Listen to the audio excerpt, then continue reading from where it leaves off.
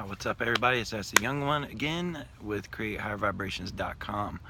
Um, in this video, I was asked how we can use triggers, and again, like when I make these videos, I really go off of my experience, um, the things that I've learned, and like these deer flies flying around my head, knowing that I've learned it's not good to be outside here in Florida, but but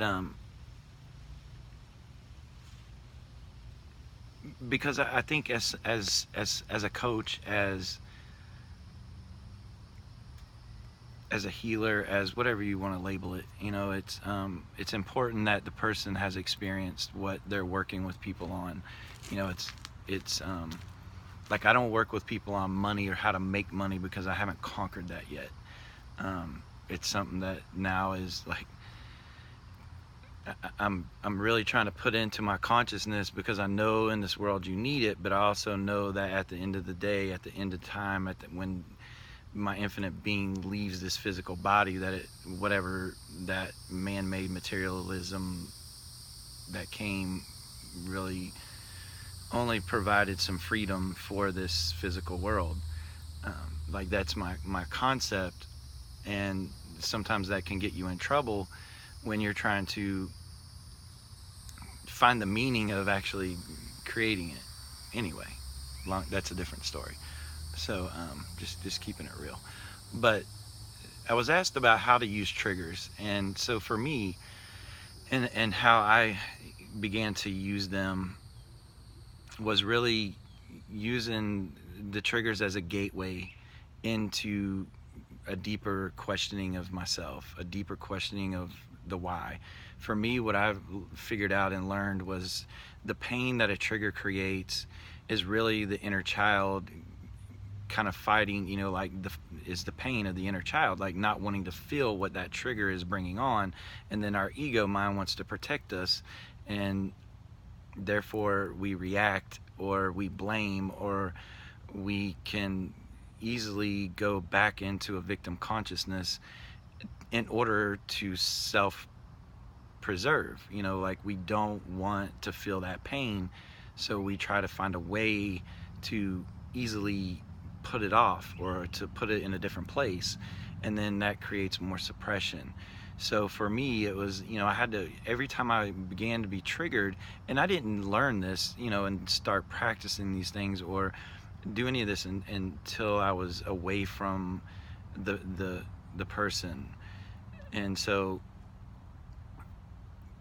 I can go back and talk about when I was still with the person, and I was really turning into this person that I'm not. And those triggers, like the silent treatments, the rejection, the triangulation, the learning, the gossip behind your back, the feeling of unloved, all of these things, like I didn't understand them and where they were coming from. I just knew they made me feel horrible, and that wasn't love. So when you're with this person and you're married or whatever, it's like it's almost like you're on this being attacked type, like you feel that, like, because you don't know any different in the moment.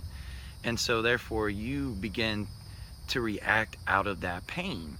And for me, I would yell and scream and get angry and all these things, which are very justifiable, and I guarantee you, because in my groups I read people, and their anger is amazingly high, and I understand it. Like I've been there.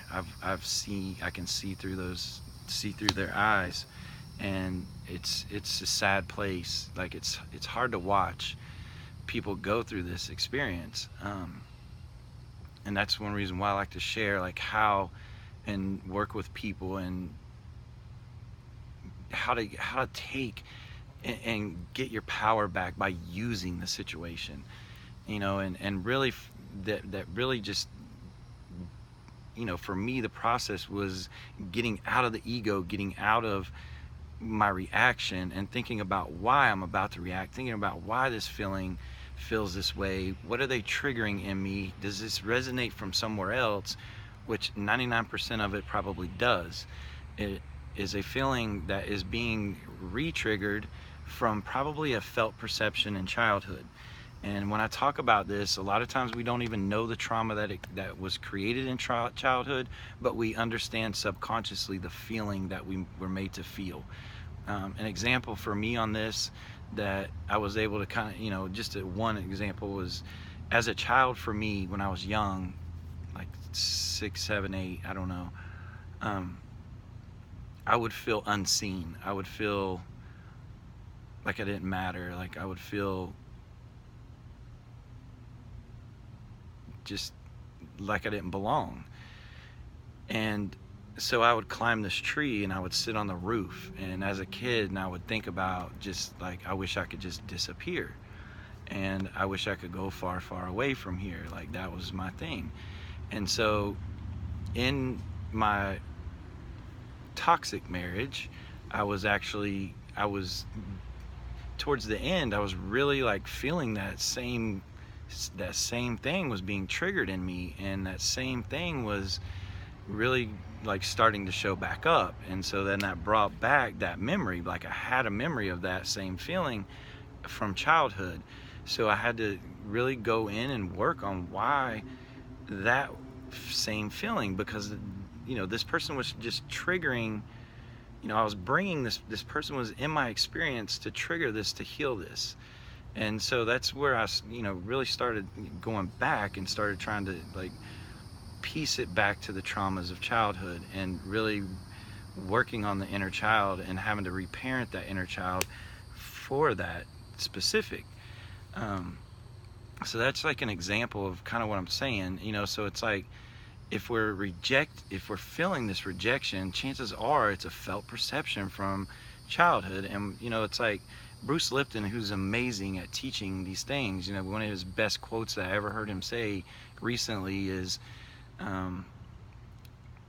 that we function 95% from our unconsciousness and our beliefs and our programs, and all of that is created in that childhood time, and therefore our subconscious and how we were made to feel is created in that time. So therefore, if we felt unlovable as a child, if we felt low, if our self-esteem was not built up as a child, so therefore we grow into an adult as having low self-esteem or having self-doubt, or these beliefs, then 95% of our day and the things that we do are functioning off of those unconscious beliefs. So therefore, where 95% of our behaviors are bringing in these experiences to confirm these unconscious beliefs, this programming that we've been dealt. And so I think it's important to for me, like I started using the saying as the triggers are the gateway to the inner child, and it can open the door if you're willing to walk through that door, if you're willing to face that hurt child that's inside of you and begin to create and build transparency and trust with that child again. Then the healing will begin. And it really takes us to really find that strength. It's a lot of strength to get out of the blaming and to instead constantly follow how we feel, and how, if someone does something, and how does that make us feel, and being able to recognize, it's kind of, a lot of people, like, I'm not going to say this to validate a narcissist, but in reality, a narcissist is a very traumatized, hurt, disconnected child, and therefore they act out and project that trauma and toxicity out onto others, because that is the only way that they can fulfill any type of feeling meaningful, or therefore that is how they will feel important or in control. They need to feel these things to have any self-concept within themselves. As healthy humans, we don't do those things to other people or to other experiences, or want to bring that into another person's experience. As a healthy human, we would not project our trauma onto another person. Instead, we would recognize, hey, I'm feeling this way. I understand this is their energy. Like, this takes a lot of work. This is after, like, you know, when you're in the middle of the shit, like, it's hard. Um, and this, you know, I'm talking like this is 5 years later for me on this. But at the same time, you know, it's if we can get that, plant that seed for if you're in the middle of it, and you can begin to recognize that what they're doing, that toxic shame that they're projecting out, is them. That is their shit. It is not you, and it doesn't have to be you. But if you're feeling it, then chances are you were shamed as a child. There's toxic shame from your childhood. And so therefore, use that gateway to then rebuild and recognize that that is not your essence. That is not your true belief of inside of you. That's a belief you're carrying from what someone else in your childhood particularly has projected onto you. And so it's like Bruce Lipton says, and when we can recognize these things, we can hit record and we can start reprogramming the program.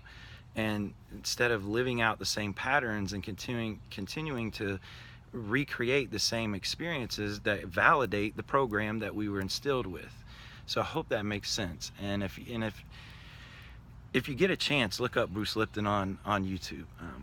It's amazing, physicist, and the way he explains how, you know, this whole neuroscience stuff works. And when you start practicing these things, it really makes a big difference. So I wanted to answer that and talk a little, you know, and kind of recreate a different version of triggers, you know. And it's not to validate that anyone deserves any of this, because they don't. No one deserves someone to intentionally hurt them or to intentionally abuse them like this emotionally. I mean, it's tremendous. It affects our society, it affects us, and it affects our lives, and no one deserves that by any means. But at the same time, we are the ones that have to take the power and change it and heal it. And we do this, like, no one else can do this for us.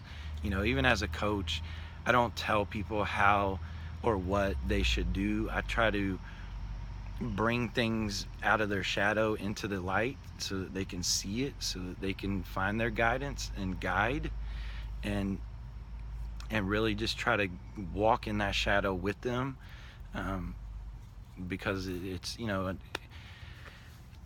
it's not, you know, it's not easy for someone to walk in that shadow with you and actually care, and it takes a lot of work and energy on my part, or on another, you know, whoever's you're working with's part. But that's like the meaning, you know, that's what the meaning of all of it is to enhance and to bring out someone's best version, and to allow them to see through healed eyes rather than seeing through the the traumatized eyes, you know. Because the one thing, you know, another thing that I've learned in this is when we're no longer seeing or seeking these things from outside of us, and we're no longer seeing through the lens of trauma, or the lens of shame, or the lens of guilt, or the lens of unlovable, and we start seeing through the lens of love, and the lens of that I am a good heart, that I am a good person, that I do good for the world, that I am a unique being, that I have a lot to give, and we start seeing the world through that, then we're able, it changes how our perception of the world, which when we start living that way, it starts bringing experiences to us that enhance our lives, rather than bringing experiences to us that constantly want to validate the trauma that we're living with. And it takes a lot of work to really get into that unconscious mind and really start programming that, and really breaking down those beliefs. You know, it's even like for me, like I was gone, like lived away from my mom for almost 20 years, but then I come back, and you know, like, you know, just, and this isn't nothing bad against her, this is just how she is, it's her programming, it's her beliefs.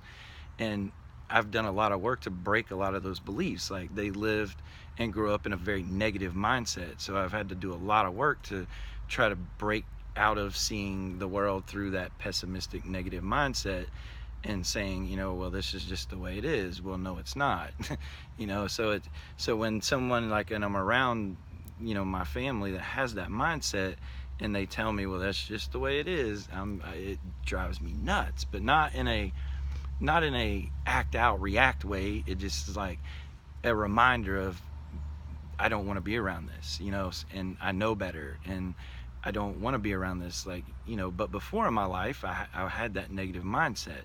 I was just always like, well, this is just the way it is. Well, no, and I've learned, you know, because it's not just the way it is. It was that perception that was creating that lifestyle, that was creating this whole dynamic of patterns that were leading up into the life that was just toxic. And so I know better. But when you know, it's hard when you get around people. You'll be able, you know, the goal, what I'm saying here is, when you begin to heal these things, and when you begin to reprogram, and you begin to change those beliefs, you really will start to see it in other people and know that it's not you. Like, you know, like for me, this is, you know, my caregivers growing up. So that, you know, it's prime example that I'm able to recognize that program now, and I know that's not my program. I know that's not how I function in life anymore. I know love is not conditional anymore. You know, I know that what I was taught unconsciously that love was not to satisfy my unmet needs, but something much bigger, something much more beautiful, something on a much higher frequency, and not this low level conditional frequency. And so, like, you know, that's what I wanted to express in this video, was really to use the triggers as the gateway. You know, when someone makes you feel something, you know, it's going to be hard. Like, it takes mindfulness and truly dedicating yourself to it, and it takes time. So be patient with yourself. And, you know, again, if you want to work with me on this, like, we can get it there, and you can come away with the tools to be able to do this stuff. And it's extremely life changing, unlike these deer flies. So I wanted to express that and talk about that in a video, and go ahead and get it uploaded. And I will go for now, and I hope this made sense, and like helps you think about some things. You know, like I said, the goal is to open the door for you, but ultimately, you know, the power is all inside of you. And I'll go for now. So I hope everybody has a great weekend. Namaste.